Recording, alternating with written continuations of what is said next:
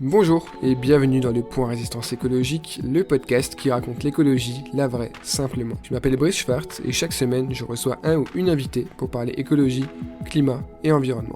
Nous explorons ensemble les solutions qui peuvent aider l'humanité à faire face à la plus grande crise de son histoire, sans greenwashing ni bullshit. Nous abordons les problématiques qui font du XXIe siècle le siècle des menaces et nous discutons des actions les plus réalistes, concrètes et efficaces. L'effondrement de la société a déjà commencé, la 6e extinction de masse est en cours et le changement climatique entraîne chaque année de nombreux dégâts, morts et réfugiés climatiques. Alors plus de temps à perdre, c'est maintenant ou jamais. Je te laisse directement avec l'invité de l'épisode et notre discussion.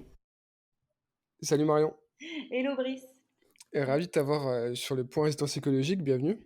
merci. Merci d'avoir accepté l'invitation. Est-ce que tu peux commencer par nous parler de toi en quelques mots et ensuite nous parler évidemment de nouvelles empreintes? Bien sûr, moi je m'appelle Marion Gaulin, j'ai 29 ans et donc j'ai commencé ma vie, enfin j'ai une formation en marketing et j'ai commencé ma vie pro donc d'abord dans un grand groupe à l'émergence, on va dire, des réseaux sociaux pour les professionnels et ensuite j'ai fait un peu plus de 4 ans en tant que responsable marketing dans une plus petite structure et j'ai vraiment développé là, on va dire, une appétence pour tout ce qui est digital et réseaux sociaux. Mhm. Et il y a un peu plus d'un an maintenant, j'ai créé Nouvelle Empreinte, qui était donc à la base une newsletter que je voulais partager à mes proches de tout ce que je découvrais dans l'environnement, des marques, etc. Euh, voilà, des initiatives, etc. Et j'ai après créé le compte Instagram et au fur et à mesure, bah, c'est devenu un média euh, comme ça. J'ai reçu pas mal de demandes de marques, de partenariats et j'ai un peu fait évoluer le projet. Et donc voilà, ça fait un peu plus d'un an que Nouvelle Empreinte existe et est un média sur l'écologie. Ok, très cool. Et c'était quoi ton idée à la base? Comment c'est né? Alors à la base, moi j'ai développé ça au mois de mars 2020 où je me suis retrouvée au chômage partiel, donc j'ai eu du temps Hmm. pour vraiment développer une nouvelle empreinte avec une identité de marque assez forte, un compte Instagram avec vraiment des contenus, je passais et je passe du temps à le faire, mais à la base, je ne savais pas que le Covid allait arriver, donc j'avais cette petite Hmm. idée. Je voulais juste simplement faire une newsletter, voilà, en side project à côté de, mon, de mon emploi pour vraiment partager autour de moi. Donc vraiment à la base c'était pour mon entourage et c'était voilà une simple newsletter. Il y avait à la base pas de projet professionnel derrière. Et ensuite, en fait, en m'investissant vachement dedans et en découvrant que ça me passionnait et que finalement le format marchait, que ça avait de l'impact, je me suis dit, bon, bah, il y a quelque chose à faire, Mhm. donc allons-y. Ok. Et c'est parce qu'à la base, tu te définis comme plutôt engagé, c'est venu comment par rapport à ton engagement personnel? Ouais, à la base, on va dire que c'était il y a environ, je sais pas, 3 4 ans. Donc moi, voilà, je faisais, je pense, un peu comme tout le monde, entre guillemets, je faisais attention à pas laisser l'eau du robinet couler, trier mes déchets, mais Hmm. sans faire non plus hyper gaffe. Et un jour, c'est bête, mais j'ai regardé un documentaire qui s'appelle A Plastic Ocean sur Netflix. Mais Mhm. vraiment, comme ça, je me suis dit, allez, on regarde ça. Et il y a beaucoup de personnes pour qui l'engagement se développe petit à petit. Et moi, ça m'a fait tout l'inverse. Ça Ok. m'a fait vraiment un électrochoc quand j'ai vu. Donc, le documentaire est très bien fait. Et là, on voit toute la tonne de plastique, etc. Ça m'a fait vraiment un choc. Je me suis dit, ah, mais c'est pas possible. Et en fait, Hmm. voilà, à partir de ce moment-là, c'est environ 3 4 ans. J'ai carrément fait un tableau Excel pour tout changer chez moi, Ok. tout le plastique, par quoi le remplacer. Et donc, à partir de ce moment-là, je me suis dit, OK, là, il y a un truc qui ne va pas dans notre consommation. Euh, donc, au fur et à mesure, après, j'ai découvert d'autres sujets sur d'autres problématiques du quotidien. Et voilà. Et depuis, j'en apprends tous les jours et je suis, je pense, jour après jour, un petit peu plus encore engagée dans ma vie. Ok, du coup, tu contribues à faire de même auprès de ton audience. Voilà, en fait, quand je partage une info, moi, je la prends en même temps, quoi. Ouais, ouais, ok, ça marche. Et du coup, est-ce que tu avais des objectifs particuliers à l'origine? Est-ce que tu t'es dit, avec Nouvelle Empreinte, du coup, mon but c'est d'informer, c'est de sensibiliser, c'est de faire passer à l'action. Est-ce que tu as réfléchi à ce type d'objectif? Si oui, lesquels? Alors, ouais, à la base, moi, je voulais vraiment partager, en fait, les marques et les initiatives que je connaissais et que je découvrais. Mhm. Puis je me suis dit, en fait, pourquoi quelqu'un par exemple, sur la mode, par exemple, qui ne consomme pas de mode éthico-responsable, pourquoi elle va s'y mettre? Pourquoi Mhm. elle va se dire: «Ouais, c'est cool la marque dont tu parles, Marion». Mais en fait, c'est pour ça qu'après, je me suis dit: «En fait, le format, faut que je le revoie» et j'essaie vraiment de construire, que ce soit sur Instagram ou sur la newsletter, de tout le Mhm. temps construire maintenant avec le pourquoi, c'est quoi le problème, pourquoi il faut changer sur tel sujet et ensuite je fais découvrir les initiatives, les marques, les lieux, les personnes, etc. Mhm. Ok. Quand même partir de la base, le pourquoi, le Ouais. constat, Mm. et après présenter les solutions, quoi. C'est ça, exact. Ok. Et tu es tout seul aujourd'hui sur Nouvelle Empreinte?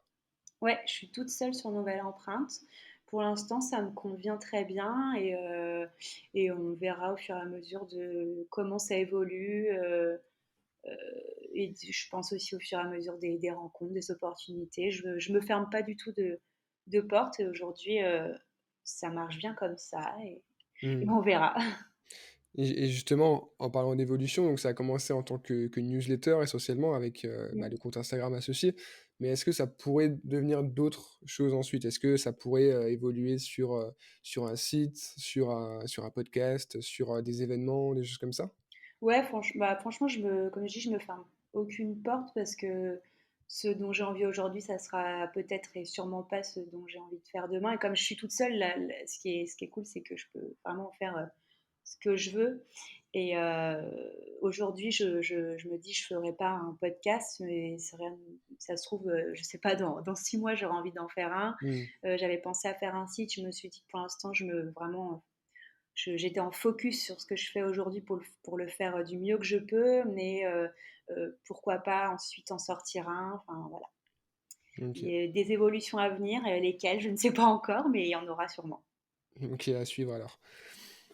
Et du coup, d'un point de vue plus personnel, est-ce que donc ce que tu fais, ce que tu as fait Mm, jusqu'à aujourd'hui avec Nouvelle Empreinte, c'est aussi une manière, du coup, de faire ta part? Donc tu me disais que tu apprenais des choses en faisant ce projet-là toi-même, mm. et est-ce que tu te dis que c'est aussi une manière, du coup, de faire ta part au sens, soit au sens colibri, soit au sens, mener des actions de ton côté, quoi?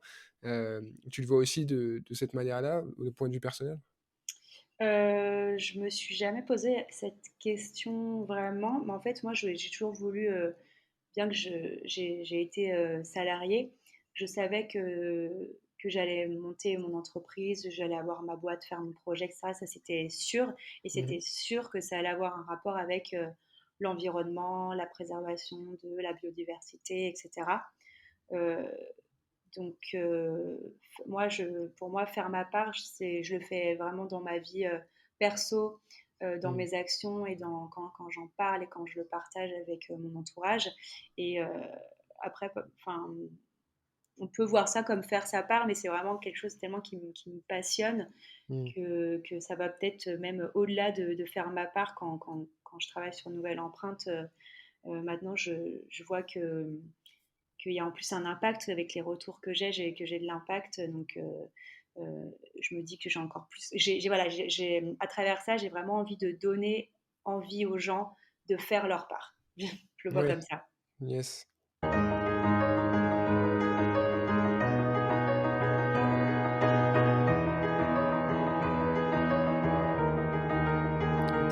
Pour aborder plus des sujets, des sujets plus généraux, évidemment liés, notamment en commençant par l'information. Mhm.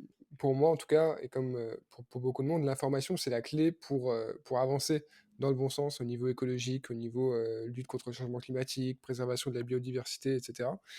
J'imagine que le fait d'avoir créé un média, Mhm. donc c'est-à-dire de diffuser de l'information, ça en fait partie. Comment est-ce que tu vois ça? Est-ce que pour toi aussi, l'information, c'est une des armes les plus efficaces dans ce milieu? Bah ouais, clairement. J'en ai parlé il y a pas longtemps aussi, et c'est vraiment le message que je veux faire passer, et la construction que j'ai dans mes posts sur Instagram et dans la newsletter, ça va dans ce sens. Donc, comme je disais, avant de partager une initiative, des marques, des solutions, des nouvelles habitudes, etc., je partage systématiquement c'est quoi le problème sur tel Mmh. sujet, c'est quoi les causes. Il faut, enfin voilà, mon credo, on va dire, c'est vraiment il faut savoir pourquoi on le fait avant de savoir comment. Si je prends l'exemple de la tomate en hiver ou, Mmh. ou de la fast fashion, on va difficilement passer à l'action d'arrêter la fast fashion ou d'arrêter de manger des tomates en hiver si on ne sait pas quel est le problème derrière en fait. Il faut vraiment, je pense, comprendre pourquoi. Après, voilà, pour moi, l'information, c'est vraiment, c'est clair, c'est une arme, c'est vraiment la première des armes. Après, je mets un petit point d'attention, Mmh. voilà, un petit point. Faut faire attention quand même à quelle information on consomme, parce qu'aujourd'hui, l'environnement, c'est un sujet dont tout le monde s'empare et tout va très vite dans tous les sens. Parfois, il y a des informations, voilà, ça va dans tous les sens, des chiffres qui vont dans Mmh. tous les sens, donc il faut faire parfois preuve d'un peu de recul et pas croire tout ce qu'on lit.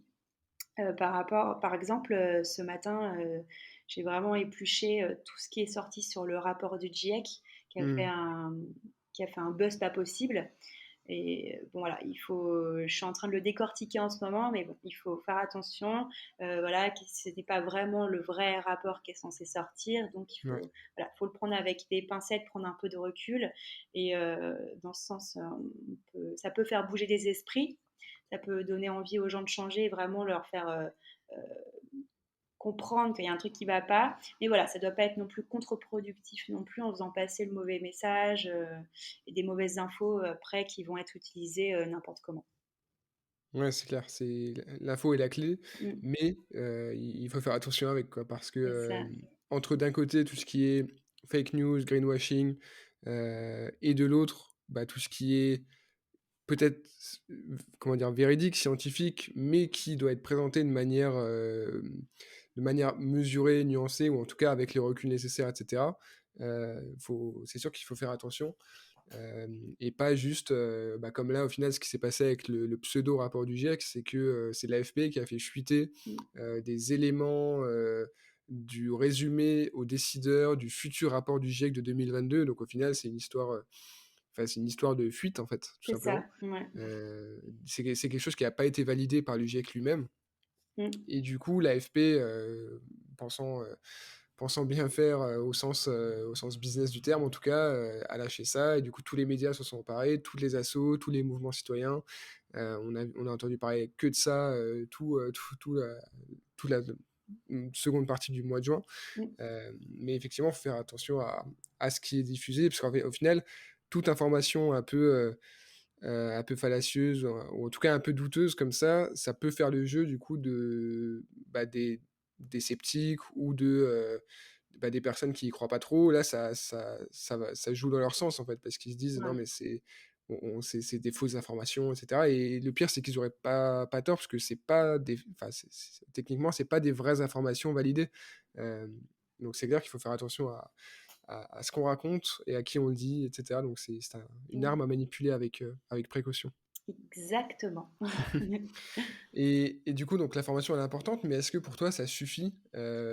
Si aujourd'hui on pouvait informer tout le monde, de manière assez efficace, avec pédagogie, et cetera, Mm. est-ce que ça suffirait, tu penses, pour les faire passer à l'action? Euh, Bah, voilà, pour moi, le pourquoi ne va pas sans le comment, et Mmh. inversement évidemment. Mais je le vois pas mal dans mon entourage de plus en plus, et c'est cool quand on prend connaissance d'un problème, et en l'occurrence ici, voilà, un problème environnemental, je trouve que les gens développent l'envie d'y remédier et de faire leur part. Par Mmh. exemple, que ça soit quand on découvre les coulisses abominables de la mode, ou alors qu'est-ce que ça fait, voilà, l'industrie de la viande ou du poisson, etc.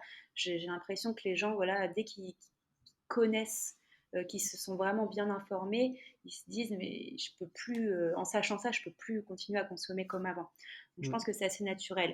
Mais voilà, le truc c'est souvent ils se disent mais ok, j'ai envie de changer, mais comment faire? C'est souvent la question que les gens se posent, je pense, c'est je veux changer, mais je ne sais pas du tout par où commencer, comment le faire. Donc, j'essaie vraiment de faire ça. Du coup, c'est pour ça que le schéma pourquoi et ensuite comment euh, est important. Donc, parler d'un problème et laisser les personnes avec ces infos sans solution, je vois mal comment ça peut être efficace. Donc, sur Mm. voilà, ce schéma, vraiment, j'essaye de le respecter à chaque fois, quel que soit le sujet. C'est informer et donner envie de changer, inspirer et ensuite partager les solutions. Donc que toujours l'information ne soit pas jetée comme ça, mais donner envie de changer euh, et voilà, d'une manière positive, voilà, de cette information en faire quelque chose de positif et de forcément voilà, pousser, inciter à passer à l'action, à faire quelque chose à mon échelle. Ouais, je vois bien. Et en fait, je pense que pour synthétiser un peu, il faudrait préciser que l'un sans l'autre, enfin, problème-solution, l'un sans l'autre, c'est un peu contre-productif, parce que si tu parlais que des problèmes sans amener de solution, ou en tout cas de proposition de solution, bah, ça fait effet découragement, effet bon, bah tant pis, c'est foutu. Euh, c'est un peu ce qu'on Mm, reproche à la collapsologie, à l'effondrement, à la science, enfin, entre guillemets, la science de l'effondrement, c'est de laisser que des problèmes sans forcément proposer de solutions. mm, c'est ça. Euh, et à l'inverse, parler que d'alternatives, de solutions, de choses bah, qu'on pourrait faire à la place de ce qu'on fait aujourd'hui, sans forcément insister sur le pourquoi, sur les problèmes, sur les constats, bah, il manque peut-être le petit coup de boost, le petit effet qui donne envie de se bouger, quoi. Donc je pense qu'effectivement, les deux sont hyper importants et c'est ce que tu disais. Ouais, pour être efficace, clairement, faut les deux. Même moi, aujourd'hui, il y a encore plein de sujets que je connais pas et je vais pas aller adopter des nouvelles habitudes ou des nouvelles manières de consommer sur un sujet que je connais pas, que je maîtrise pas, parce que je vais pas comprendre pourquoi je vais le changer. Donc, Mm. si on prend tout ça à l'échelle, à la grande échelle, clairement, l'un ne va pas sans l'autre, c'est sûr. Yes. Et justement, dans l'information que tu partages, comment est-ce que tu fais pour voir et tracer la frontière entre le vrai engagement et le greenwashing? Parce qu'au final, bah, dans les milieux, donc que ce soit dans le milieu business, donc c'est-à-dire par exemple dans les alternatives qui émanent de marques, ou même dans les petits gestes ou dans les grands gestes d'ailleurs, ça devient de plus en plus difficile de vraiment pouvoir dissocier ce qui a purement un but vertueux et ce qui a un but de manière plus ou moins explicite Mm. financier. Comment Ouais. tu fais? C'est du temps. Mm. Non, c'est du temps euh, pour moi, pour Nouvelle Empreinte, vraiment au niveau du partage de l'info, c'est du temps pour aller analyser les infos, les décortiquer. J'ai pas vraiment de méthode à ce niveau-là, mais je commence maintenant à connaître un peu les sources qui sont fiables et Mhm. celles qui sont un peu moins. Je prends aussi beaucoup de recul dans les infos que je partage, quitte à en parler un peu plus tard. Par exemple, au début du Covid, on a vu partout, voilà, la nature reprend ses droits, etc. Mhm.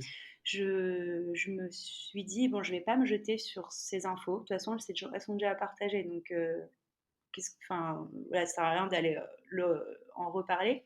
Mais je préfère attendre et pour avoir d'autres infos en main, toutes les infos en main. Et voilà, j'avais attendu un peu pour voir quels sont en réalité vraiment les impacts du confinement, etc. Et pareil pour cette histoire actuelle sur le rapport d'IGIEC, j'ai un peu attendu que le soufflet retombe et je suis en train de tout décortiquer là aujourd'hui pour en parler au mieux sur Nouvelle Empreinte, pour qu'on sache vraiment de quoi on parle et que faire de ces infos. Oui, Alors c'est vrai. après, ouais. À titre personnel, après, enfin, on nous rend clairement pas la vie facile. Ça, c'est sûr, sur tout ce qui est greenwashing, parce que tout le monde s'y met, parce que c'est tendance, parce que voilà. Donc, en tant que consommateur, voilà, en B2C à titre personnel, il y a Mmh. des petits tricks qu'on peut adopter. Par exemple, bon après il y a des plateformes en qui on peut avoir confiance, qu'on identifie comme vraiment garantes de qualité, de, d'éthique et d'éco-responsabilité, comme par exemple sur la beauté, des plateformes comme The Trust Society. Moi, je sais que je leur fais quand même super confiance. Mmh. Sur la mode du We Dress Fair ou Dream Act, je sais que c'est voilà, des personnes derrière qui font un super travail pour décortiquer et faire en sorte que tout soit assez fair. Après, il y a pas mal de marques qui communiquent sur leur label, mais je comprends en ayant parlé avec des gens de mon entourage, les labels, c'est pas un truc hyper sexy quand on est consommateur, ça prend un peu la Mmh. tête. Mais par exemple, voilà, si ça nous saoule les labels et qu'on ne sait pas trop ce qu'ils veulent dire au final, euh, on peut aller chercher sur le site d'une marque, s'il n'y a pas une page qui s'appelle par exemple engagement, voir le contenu. Une marque qui fait du greenwashing, elle ne va pas se donner la peine d'aller tout détailler sur leur production, leur matière, d'être hyper transparent. Des petits trucs comme ça, ou à l'inverse, des petits indices, par exemple, une marque qui fait du greenwashing, elle peut ajouter à foison des drapeaux, petits drapeaux français, des petites feuilles, des petits arbres partout, ou alors le fameux fait avec amour à Paris, ça c'est souvent des petits signes qui doivent Mmh. alerter. Et aussi une dernière chose, où on peut faire attention, ce qui peut donner quelques indices, une marque responsable ne poussera pas à la surconsommation. Ouais. Une marque qui se dit éco-responsable mais qui pousse des multiples promos, de la pub partout, un acheté, un offert, des prix barres, etc. Ça doit quand même un petit peu alerter sur le fait que c'est un petit peu bancal, quoi. Mmh, c'est clair. Faut voir ceux qui font plutôt du Patagonia, en mode, «N'achetez pas nos produits si vous voulez vraiment être écolo», quoi. Ouais, ouais, clairement, ouais. Vraiment, c'est compliqué enfin, ouais, quand on veut faire bien, on nous met quelques bâtons dans les roues, mais voilà, on peut un peu essayer de voir des petits indices Mmh. qui nous alertent. Intéressant. Je vois que tu as un process, bien défini Ouais, pour aller creuser j'essaye. tout ça. Pour aborder un autre sujet, alors tu décris toi une nouvelle empreinte comme la newsletter qui explore les initiatives cool et durables.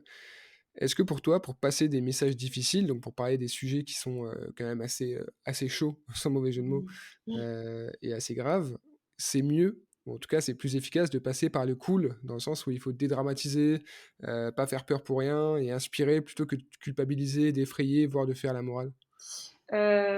Oui, parce que c'est ce que je fais. Non, Je mais pense. en fait, quand moi j'ai commencé à m'informer à titre perso sur l'écologie, c'était souvent la même chose. Donc souvent, bah, ouais, des arbres verts, des feuilles vertes partout. Donc déjà, c'était Mmh. un environnement assez cliché. Deuxièmement, il y avait pas mal de discours un peu moralisateurs qui leur donnent absolument pas envie Mmh. de changer et qui plus bah, démotivent. Clairement, on se dit bah, je vais pas me donner la peine, hein, ça a l'air Mmh. compliqué cette histoire. Et, euh, et puis autour de moi aussi, voilà, quand j'ai un peu, quand on a commencé à, voilà, à m'identifier comme entre guillemets l'écolo, ça, c'est en fait j'ai fait face à vachement de clichés sur Mmh. les écolos, sur leur manière de penser, sur ah tu vas devenir comme ça, ah bah tu vas faire ça. Et en fait, je me suis dit bon, il y a clairement un truc à faire. C'est pour ça que j'ai vraiment choisi avec Nouvelle Empreinte rien qu'au niveau des couleurs, j'ai voulu avoir rien à voir avec les couleurs de l'écologie. Et Ouais, c'est vrai. je Ça manque voulais de vert. voilà. Et je voulais en fait que tout le monde qui n'est pas forcément à fond dans l'écologie puisse s'identifier et en fait voilà le rendre cool déjà pour casser les clichés mais aussi pour casser ces pensées qui sont que bah, être écolo c'est vivre un peu dans la contrainte, c'est vivre avec moins, donc c'est vivre moins bien, ou c'est ne pas se faire plaisir. Donc je me suis dit, voilà, casser cette image des écolos relou et rendre Mmh. l'écologie cool et accessible à tous. Et en fait, que c'est un truc qu'il faut tous faire. Enfin, c'est le truc qu'il faut faire, pas dans le sens c'est à la mode, mais arrêtons de ne plus mettre les écolos dans une case. Et en fait, voilà, soyons tous écolos parce que Mmh. c'est cool et c'est ça qu'il faut faire. Et que, enfin, si on grossit de manière très grossière, si on tire les traits, voilà, c'est en fait, si t'es pas écolo, c'est toi qui est pas cool. Ouais. Mais dans le sens, voilà, aussi, surtout, et pour encourager les jeunes, enfin, rendre ça plus attrayant, quoi. OK, très Voilà. clair. Très clair, et je vois d'ailleurs, c'est pour ça que je pense, ma nouvelle empreinte m'a un peu, accroché. Je te le Mm. disais, en off, mais c'est bien justement, je pense, d'avoir des médias, surtout pour les, on va dire, pour les, en général, les moins de 30-35 ans, heu, de comment dire? D'adopter leur code un peu. Parce qu'effectivement, le rapport du GIEC, voilà, bah, déjà, je pense que sur la forme, c'est très très scientifique, c'est très brut. Mm. Et enfin, c'est assez rare les personnes, on va dire jeunes, relativement jeunes, qui prennent, vraiment le temps, le plaisir de lire tout ça. Mm. Et du coup, s'adapter en fonction de leurs médias, en fonction de leurs canaux de communication, c'est aussi une bonne solution, avec en plus tous les codes, bah, comme tu disais, la manière de présenter l'information. Mm. C'est une méthode qui, visiblement porte ses fruits. Bah, si pour l'instant ça roule comme ça, c'est top. Ouais. Et du coup, une question un peu piquante, c'est quelque chose dont je parle souvent aux personnes, un peu orientées business, marketing, qui passent dans le podcast. Il y en a eu quelques-unes, Mhm. et c'est une question qui, qui revient tous les jours dans ma vie perso même. Est-ce que tu penses que on peut réconcilier, ou au moins concilier, le capitalisme, en tout cas tel qu'on le conçoit aujourd'hui, et l'écologie, la vraie, dont on a besoin pour s'en sortir pas trop mal? Et si oui, comment est-ce que tu vois ça? Bon, déjà, je pense que le mot capitalisme, il fait hyper peur et ouais, il est tellement au cœur des tornades et tout ça. Mais ce Mmh. qui est clair, c'est que la surconsommation telle qu'on la connaît aujourd'hui, elle est incompatible avec l'écologie, ça c'est sûr. Mais bon, on ne peut pas vivre dans un monde, aujourd'hui, on ne peut pas vivre dans un monde sans consommer. Tout le monde ne peut pas avoir son petit potager, coudre ses vêtements. C'est super Mmh. cliché, mais en gros, on est dans une société de consommation et je nous vois mal en sortir, même si il faut changer. Donc, je pense que, et dans mon approche, c'est ce que je veux partager comme message, c'est nous devons changer notre manière de consommer pour pouvoir, Mmh. euh, parce que ça va être compliqué voilà, il faudrait changer beaucoup, beaucoup de choses, mais vraiment notre manière de consommer, c'est vraiment le cœur. Donc on doit adopter une consommation plus responsable.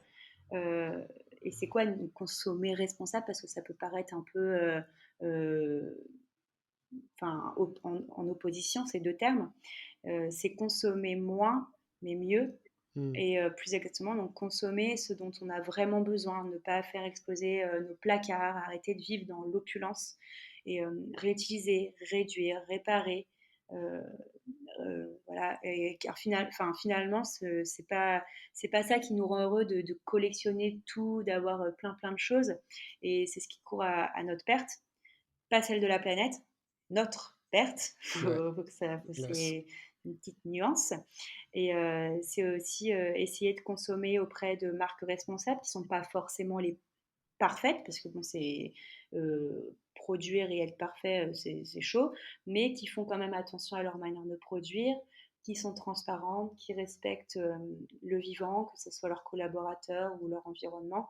Donc voilà, donc nous à notre échelle, c'est opter pour une consommation comme celle-ci, qui est plus voilà, où, où on revoit en fait l'importance des choses et on les fait durer. Et ensuite, enfin voilà, au sein des entreprises aussi se questionner sur ce changement, comment mon entreprise elle peut avoir un impact, comment je peux changer pour avoir Mmh. une entreprise bah, qui fait quand même de l'argent parce que bon, bah, faut quand même avoir de l'argent aujourd'hui, pas énormément, je veux dire, mais avoir de l'argent pour vivre, hein, tout simplement, voilà, pour Ouais. consommer, mais comment mon entreprise peut se transformer pour, voilà, pour bien vivre en tant qu'entreprise, mais aussi avoir un impact positif et arrêter de juste vouloir faire du business, mais faire quelque chose de vertueux, quoi. Voilà, je ne sais pas si j'ai répondu à ta question, mais Pas mal. voilà. Pas mal, je vois ton approche, du coup, qui consiste à dire qu'on peut et qu'on doit surtout changer Mm, la manière dont on fait, enfin, dont on évolue aujourd'hui dans le capitalisme. On peut changer en tout cas ce système-là et le faire évoluer au-delà des simples considérations politiques, économiques, de croissance verte, etc. C'est la consommation qui doit être une priorité, enfin, revoir la consommation en tout cas. T'as une, comment dire, ta vision, je trouve que ça se rapproche un peu de toute cette idée de voter avec son portefeuille, mm. euh, la consommation comme, ouais, comme outil de changement, en fait. Et comment dire, ça implique aussi l'idée que si la demande, donc c'est-à-dire les consommateurs, changent leur manière de consommer, ça oblige les entreprises aussi à évoluer dans ce sens-là. Euh, et c'est ce qui se passe notamment sur le bio, sur comment dire, les alternatives, les substituts de viande, des choses comme ça. Euh, et du coup, utiliser la consommation comme un levier pour faire évoluer toute la société qui elle-même dépend de la consommation. Donc au final, on peut quand même chacun participer à cette évolution-là avec les euros qu'on dépense, quoi. C'est ça, ouais. Alors aujourd'hui, enfin, ça peut aussi relever la question de bah oui, mais bon, c'est pas à la portée de tout le monde de voter avec son portefeuille. Mm. Ça, c'est sûr. Mais je pense que ceux qui en ont les moyens aujourd'hui de voter avec leur portefeuille, euh, bah, on devrait bah, un peu montrer l'exemple en fait. Parce que enfin, quand on a les moyens de voter avec son portefeuille, bah, faisons-le. Et Mm. peut-être que ça ouvrira plus de possibilités aux personnes qui ont moins de moyens de se tourner vers comment dire, des produits ou des solutions plus responsables. Parce qu'aujourd'hui, il y en a peut-être des personnes qui ne peuvent pas faire autrement, malheureusement.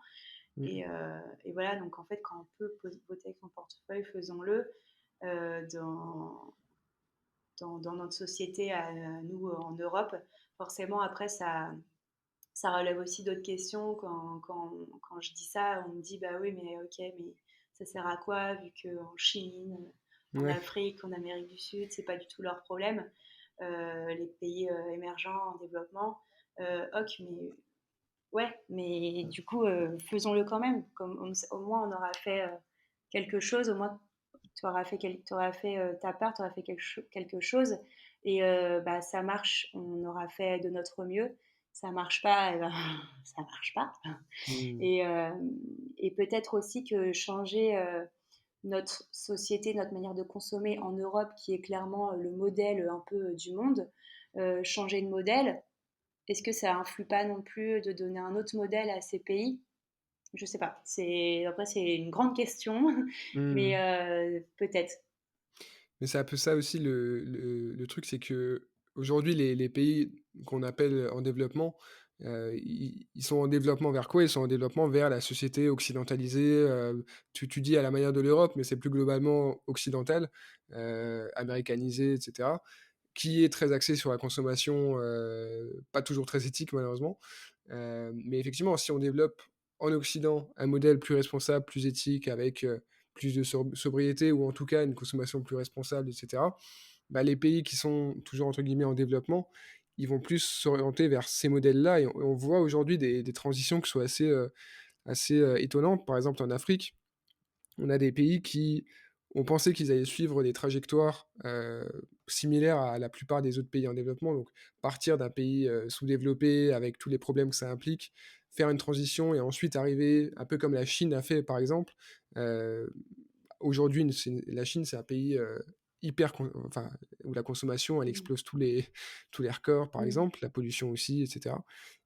Mais aujourd'hui, justement, en Afrique, il y a des pays qui passent pas par cette étape-là et qui, au lieu de passer du point A, qui est le pays, entre guillemets, sous-développé, et d'arriver au point B, qui est le pays surdéveloppé, avec la surconsommation, la surpollution et tout l'excès que ça implique, ils se développent directement vers un modèle assez vertueux, avec de la low-tech sans passer par la Mmh. high-tech, avec de l'éthique comment dire? Dans le matériel, dans les infrastructures, etc., sans avoir eu à passer par la phase un peu de décadence des Trente Glorieuses, etc.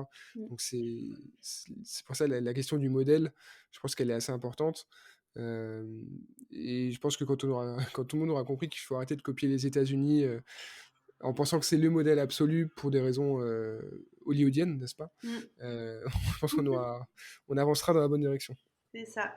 C'est pas facile, hein, c'est c'est sûr. une grande question, mais ça peut paraître utopique pour certaines personnes, mais enfin, en vrai, c'est une, voire la solution Mm. au niveau mondial, quoi. Ça se tente. Allez. Allez, on va dans cette direction-là, si ça te va.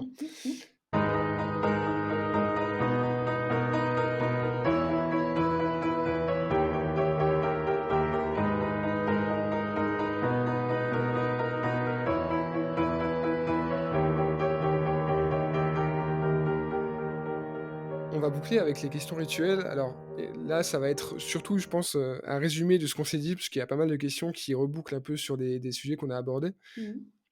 Donc, questions courtes, réponse rapide, une, deux phrases. Je t'interromps pas forcément.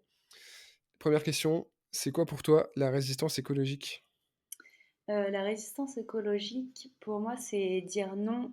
Ben, on revient au modèle, hein, qui Mhm. est dire non au modèle qui existe. Quand on pense à résistance dans l'histoire aussi, c'était ça, hein. Donc, même si ça dérange des personnes, bah, c'est tant pis pour eux. Et c'est être convaincu qu'une autre manière de faire est possible, même si euh, voilà, ça dérange des personnes, même si on n'est pas d'accord. Et c'est inspirer le plus grand nombre à rejoindre ce mouvement. Le déclic qui t'a poussé à t'engager, t'en as déjà parlé un peu au début, mais c'est Mm. les documentaires, j'imagine. Oui, c'est ça, c'est vraiment le déclic que j'ai eu, c'est regarder Plastic Ocean sur Netflix, qui aujourd'hui pourrait paraître, je pense qu'aujourd'hui c'est quelque chose que la majorité connaît, tout cet océan de plastique. Moi, quand j'ai regardé ça, j'en avais pas conscience à ce point-là. Et aujourd'hui, il y a plein d'autres documentaires qui peuvent faire des déclics sur pas mal de sujets. Et c'est une belle manière de s'informer, je trouve, les documentaires, parce que ce sont des belles images, c'est bien fait. Euh, et puis, voilà, c'est aussi un moment de où on est devant sa télé ou son ordinateur. On ne peut Mmh. pas non plus marcher son cerveau. Donc voilà. Et qu'est-ce que tu veux dire aux personnes qui veulent s'engager, mais qui savent pas du tout par où commencer? S'inscrire à Nouvelle Empreinte. Tant qu'à faire. Non, mais bah, franchement, on y revient, mais s'informer avant tout. Partager, en parler et pourquoi pas voilà, en parler voilà, à son entourage, que ce soit sa famille ou ses amis, pour adopter des nouvelles habitudes ensemble qui sont super simples au quotidien. Donc quand on a les moyens, bah, se tourner vers des marques plus responsables. Je sais qu'avec par exemple avec mes copines, par exemple pour cet été ou l'été dernier, on avait acheté des crèmes solaires. On avait fait une commande couplée de crèmes solaires qui sont bonnes pour voilà, enfin, les meilleures possibles pour la santé et l'océan. Mmh. Et sinon, si voilà, on veut faire vraiment quelque chose dans son quotidien qui est pas plus cher qu'autre chose. Moi, je conseille souvent d'agir au niveau de l'alimentation parce que voilà, ça coûte pas plus cher. C'est de manger de saison. Voilà, on regarde un calendrier sur Internet, des légumes et des fruits de saison, et on mange de saison. Et on essaye aussi de redécouvrir un peu des recettes sympas aussi avec sur Instagram, hein, il y en a plein, plein, plein, des inspirations végétariennes afin de réduire la viande et le poisson sans forcément devenir végétarien, mais en réduisant. Voilà. Ok. Mm. Et qu'est-ce que tu penses de notre avenir? Comment tu vois tout ça? Bah, moi, je suis optimiste dans ma vie, que ce soit ma vie perso ou sur Nouvelle Empreinte. J'ai toujours un message optimiste parce que c'est comme ça que je vois les choses. Je crois en avenir. Moi, j'aimerais croire en avenir, on va se réveiller et faire mieux. Mm. Mais bon, sans vivre non plus chez les bisounours, surtout après tout ce truc du GIEC qui est sorti Mm. avec des super gros mots. Euh, voilà, sans être non plus vivre sur notre planète, il va falloir qu'on s'adapte à un changement. Ça, c'est sûr. Notre avenir, c'est adaptation et changement, qu'on le veuille ou non. Même les gens qui ne veulent pas changer, il va falloir s'adapter. Vous n'avez pas le choix. Et il va falloir soit qu'on s'adapte pour changer notre système Mm. en quelque chose de mieux, soit on va devoir s'adapter à une vie un peu moins marrante parce qu'on ne va pas nous demander notre avis. Et voilà, c'est notre avenir, c'est un autre avenir et c'est à nous de choisir lequel. On est encore à la croisée des chemins entre la transition choisie et la transition subie. C'est ça, exact. Voilà, on va conclure là-dessus du coup. Où est-ce qu'on envoie, bon, je pense que la réponse est assez évidente, mais où est-ce qu'on envoie les auditeurs et les auditrices qui veulent suivre ce que tu fais, éventuellement discuter avec toi aussi? Écoutez, pour suivre ce que je fais sur Nouvelle Empreinte sur Instagram et sur la newsletter de Nouvelle Empreinte qui est hebdomadaire où voilà, on va faire un petit voyage à travers tout ce qu'on peut changer dans son Mhm. quotidien. Et sinon, je serais ravie de discuter avec des personnes qui veulent échanger sur LinkedIn ou sur Instagram. Voilà. Très chouette. En tout cas, merci pour tout ça, c'était très intéressant. Merci pour tes infos, les infos sur la manière dont tu tries cette masse de données, et puis la manière dont tu redistribues à tes abonnés. Donc, merci à toi. Merci beaucoup, Brice, pour ce moment. Avec plaisir, à bientôt. Salut. Merci d'avoir écouté cet épisode jusqu'au bout. Si tu es encore là, c'est que ce sujet t'a touché et que tu aimerais sans doute en savoir plus. Rendez-vous dans les notes de l'épisode pour en savoir plus sur mon invité et voir quelques ressources.